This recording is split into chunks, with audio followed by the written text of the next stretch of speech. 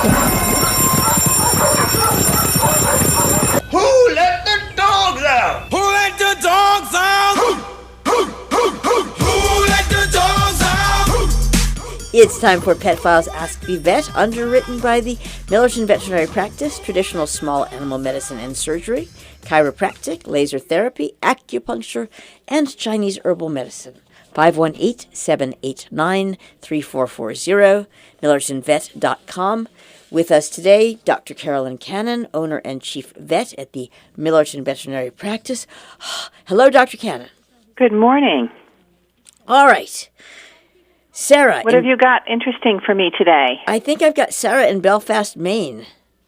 Okay. My spayed male adult indoor cat has a major digestive problem that has had me running to the vet over and over. I've written into your show before about him. Griffin vomits, can't gain weight, and has itchy skin. I've tried all kinds of diets. Blood tests don't show anything. The vet's conclusion is that Griffin is literally allergic to air. He says that lots of his clients have been bringing their pets in for pollen allergies and talked me into buying an air purifier. I got one, but my best friend thinks this allergic to air business is baloney and that the vet doesn't just want to admit he's out of ideas. I live in Maine, and there is a huge wait to get in to see a new vet. Do you have any thoughts or advice? So I think that this allergic to air situation, I think that what the veterinarian is saying is really not the air itself, but what's in the air. And you alluded to that with talking about pollens. So cats and dogs who are super itchy, it is not uncommon for them to have atopic dermatitis, which means they're allergic to things that they're inhaling or, contacting. So mostly it is inhaled pollen, so grass pollens, tree pollens, house dust mites, and then the ingestion of grain storage mites sometimes as well. And there are many, many, many of these pollens that can be affecting your cat or your dog.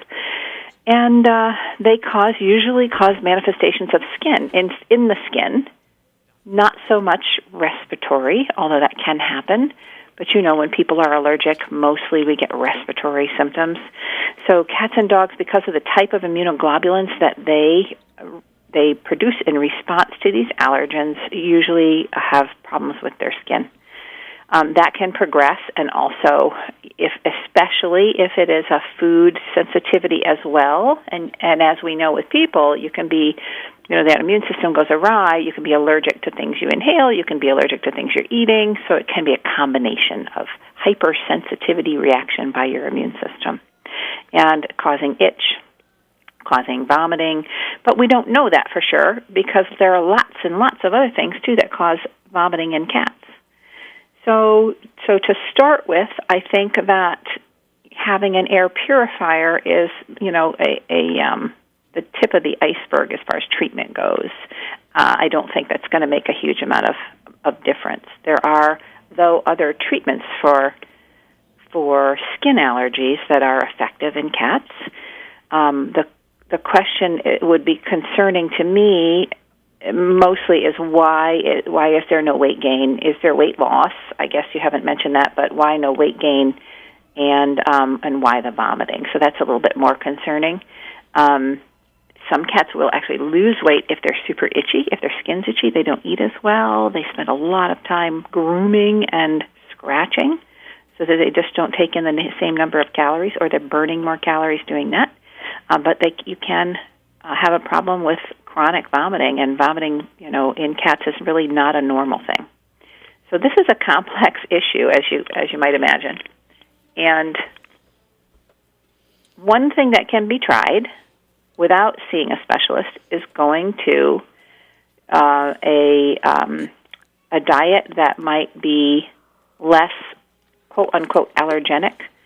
So a novel protein diet, which means some sort of protein that isn't usually in cat foods. And so what we look toward these days is things like rabbit, venison, kangaroo. There's an alligator diet. There are also hydrolyzed protein diets where the proteins are broken down into parts that are too small for the body to recognize.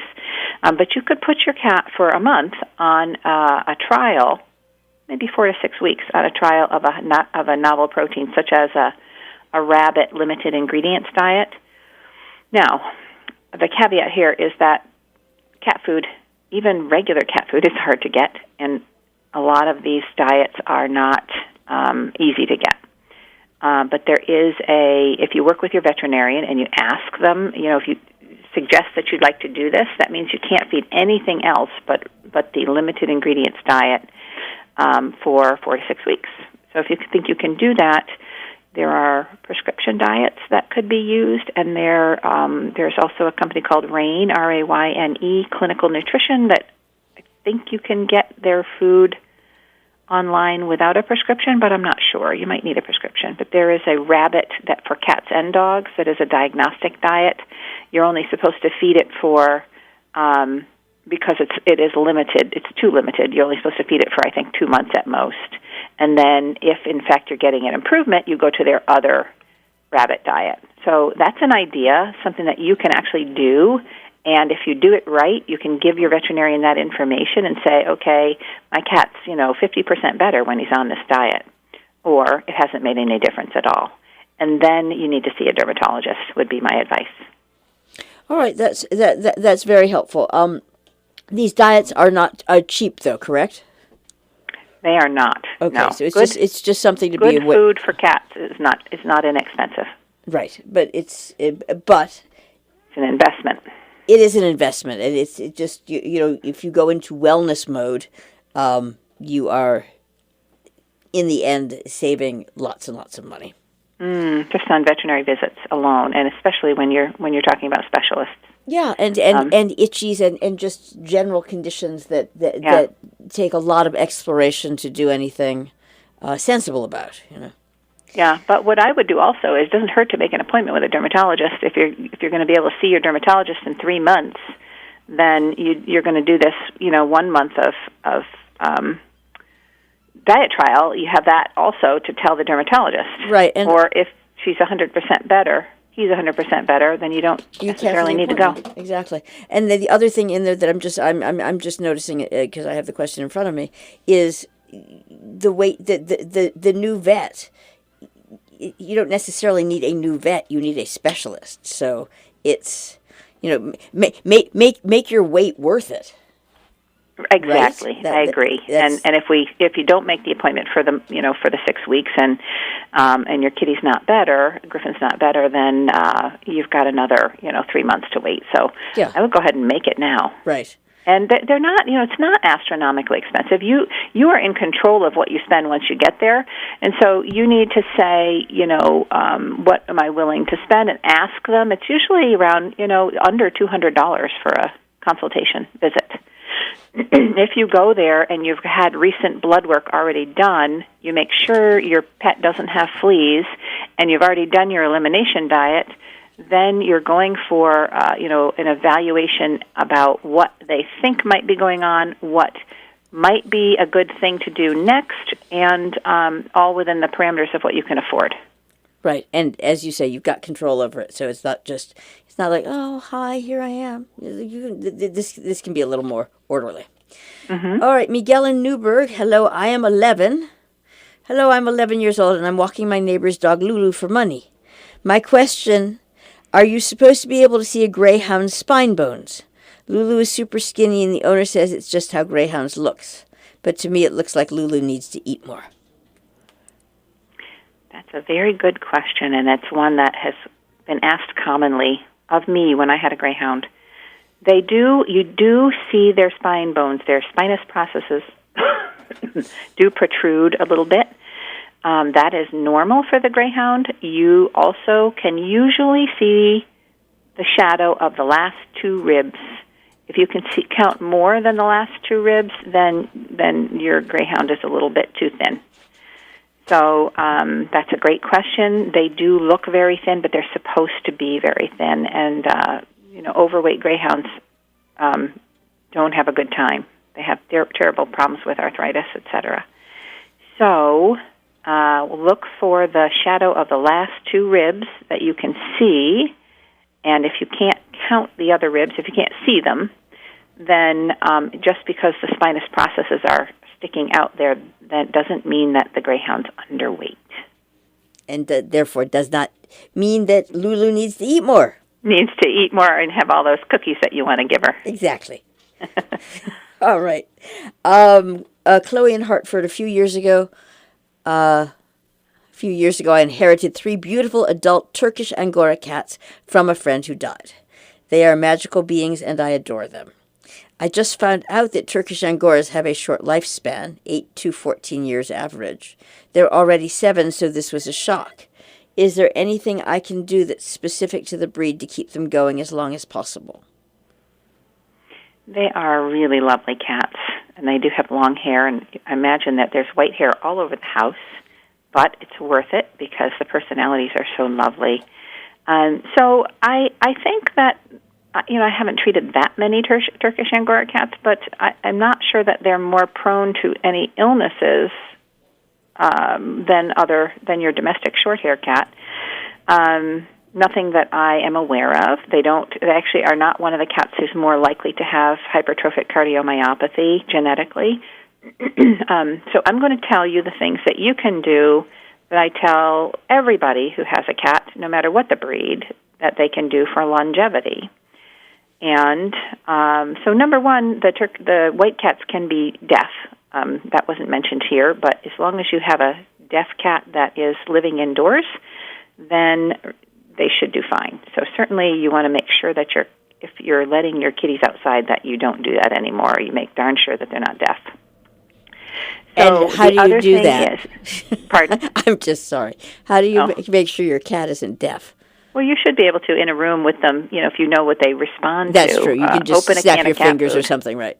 Because they are very acute. But I was just thinking, how do you know your dog is deaf? You call him. Like, la, la, la, whether they're ignoring you. Right, yes, exactly. I know. Oh. The other reason to keep them indoors is because they're really prone to sunburn and skin cancer. Right. So you don't want them outside. But the basic things that you do is, number one, you feed a good diet, you keep them active, keep them at a normal weight, and keep their teeth in good shape, so good oral health. So those are really the 4 things that I stress with all pets. You don't want them to slow down too much. If you have an 8-year-old cat who sleeps 23.9 hours a day, that's not a good thing, and especially if they're overweight, and they tend to be overweight if they're not doing anything. So you have 2, or 3, I think. So it's a little bit easier, I think, when they interact to keep them active. You need to make sure that they're not overweight, and many of my clients think that their cats are normal weight when in fact they have a huge amount of belly fat, so that's something that should come from your veterinarian, whether your kitty's normal weight or whether you need to cut back on the food. Feed a diet that's high in animal meat protein and lower in carbohydrates, and preferably a canned food diet, and make sure that they have good oral health. And they should live, except for, of course, all of us have to fight those genetic things. But the genetic predispositions to things are, those genes are triggered by many things, environmental toxins, but also a chronically poor diet and the hormones that come about with increased fat. So that's my soapbox.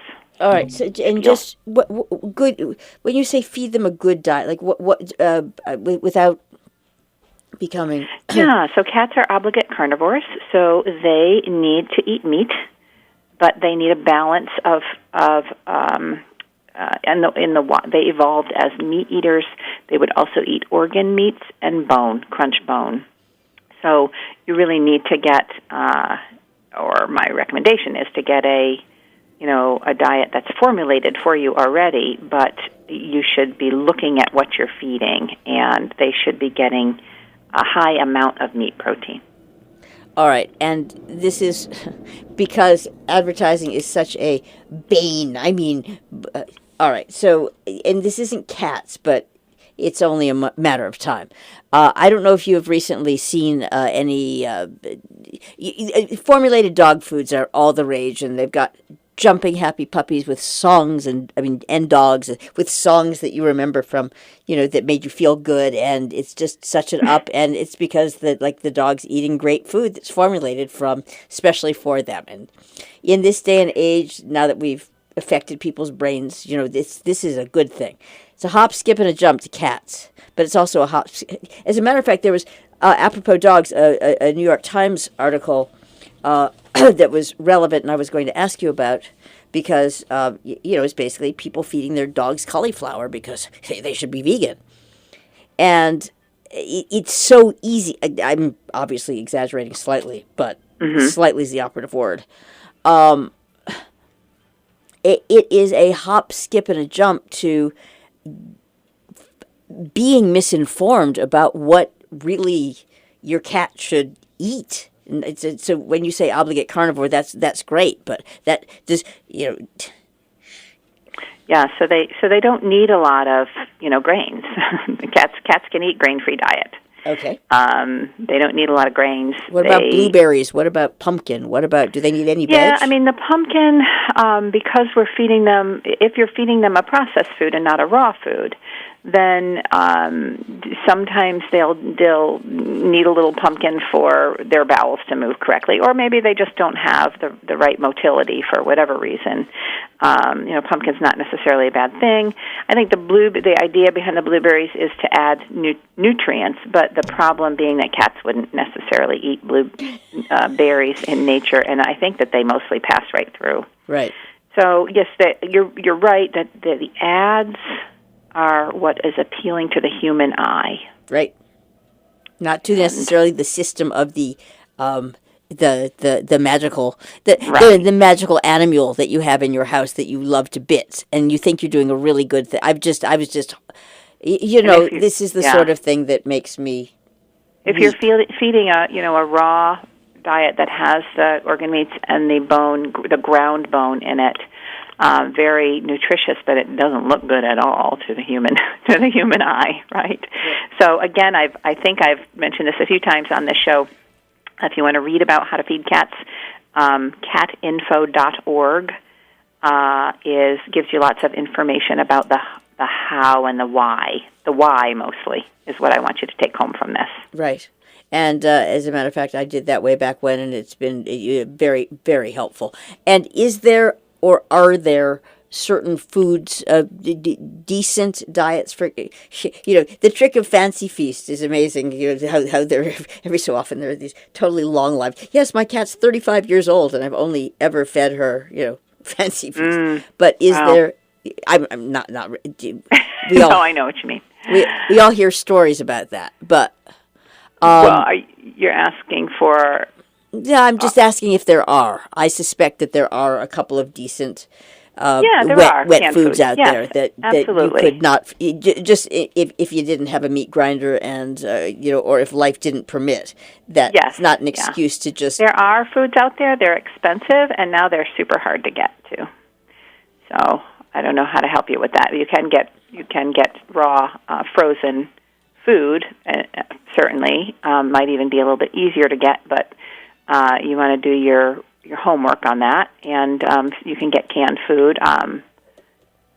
It's a little harder to get right now, so it's a matter of it's a whole other discussion, really, is what kind of food. But in general, what you're looking at is thinking about cats eating meat, and they don't need a lot of vegetable matter. They don't need a lot of grains or other starches in their food. In fact, cats don't deal with starch very well at all with their insulin levels, and they tend to put on abdominal fat.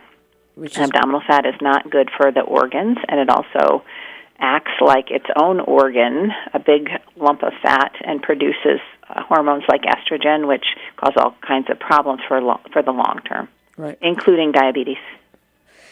All right, so it's really good information, and as with humans, diet.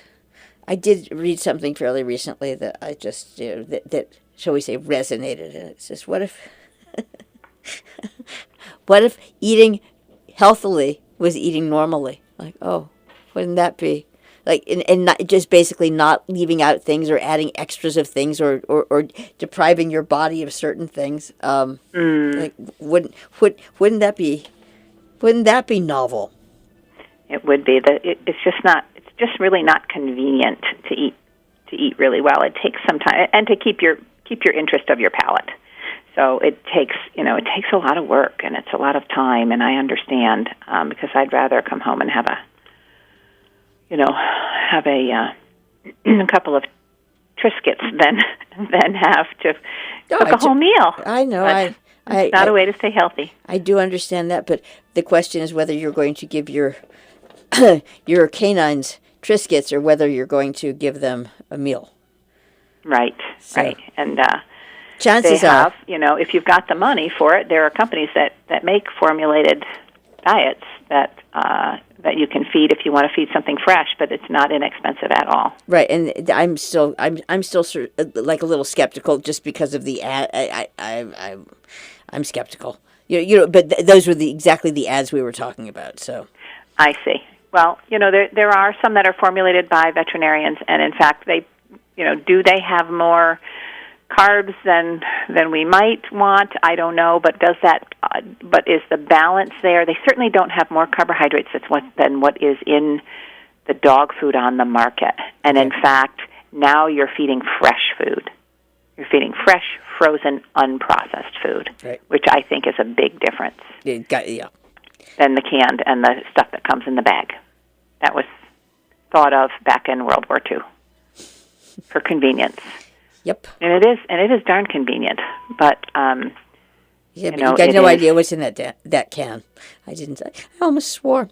All right, one last question. I believe Jing Yi in Middletown. How often should you clean a rabbit's ears, and what should you use? I'm so glad that someone's thinking about cleaning their rabbit's ears. It's really helpful because the ears just have this waxy coating on the inside, and they pick up a lot of dust and dirt, and then eventually, some of that will melt down into the ear canal, and it makes a big mess and plugs up the canals. And so you're better off just keeping them clean, I would say once a week. Do a little bit of, and just warm water, pretty warm water on a really soft cloth, and swipe upward. Get your fingers down there near the opening of the ear and swipe upward to clean the insides of those lovely long pinnas, which is the outside of the ear. Do you use your finger? Yeah, you can just you could use a nice soft washcloth with some really warm water, and just in your hand, you just swipe upward and see if you'll see on the cloth that you'll get, dirty, waxy, dirty stuff. Just very gently. Right. Now, if your bunny has had trouble with their ears with ear infections before, that's a whole different story, and that needs to be managed by a veterinarian. Except that Jing Yi sounds very organized, and I just had a feeling that because it's such a concise question. It's not help. It doesn't start with help. My bunny's ears have been bothering me. It's just more like, hey, how often should you do that? Maybe I'm misinterpreting. Preventively. Yeah, that's what I'm assuming as well. So extra points for that question. Extra points for Miguel, who is worried about Lulu and wants to give her more treats. Lulu the Greyhound, and as ever, thank you so much, Dr. Cannon. Thank you for having me. Great questions today. We will bring you back as soon as humanly possible. This has been Pet Files Ask the Vet, underwritten by the Millerton Veterinary Practice, 518-789-3440, millertonvet.com. Who let the dogs out? Who let the dogs out?